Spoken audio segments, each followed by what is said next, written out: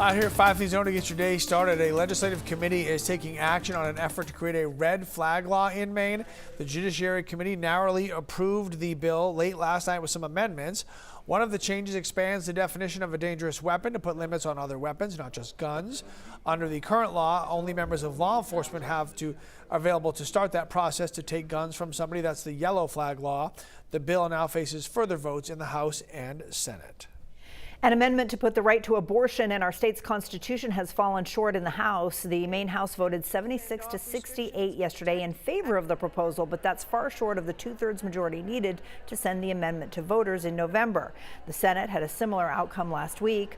Final votes in each chamber are planned for next week. Republican lawmakers call the upcoming votes political theater, while Democrats say roll call votes ensure lawmakers' positions will be on the record.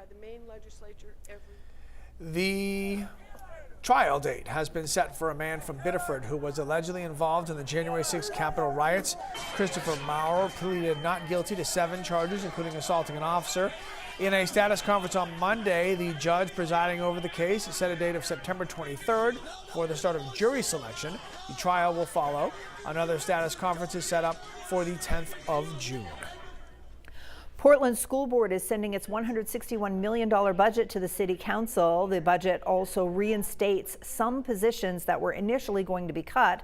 The proposal increases local taxes by 6.64%. That's about $180 for the average homeowner each year. This week, Portland City Manager also laid out a $353 million budget proposal for the city for the next fiscal year. That one calls for an additional 4.9% tax hike, an average increase of about $128 a year. The City Council will vote on the school budget next month, and then voters will get a crack at it in June. Yeah, let's get fired up at the Expo. The Maine Celtics won their very first G League Finals game. It was at the Expo last night.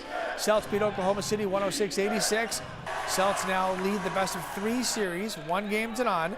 They'll go to Oklahoma City for Game 2. That's going to happen tomorrow night. If necessary, the third and deciding game will be back at the Expo on Monday. Let's go Celtics. I want them to win the championship, obviously. I would love to see them do it in Maine. I don't want them to lose tomorrow.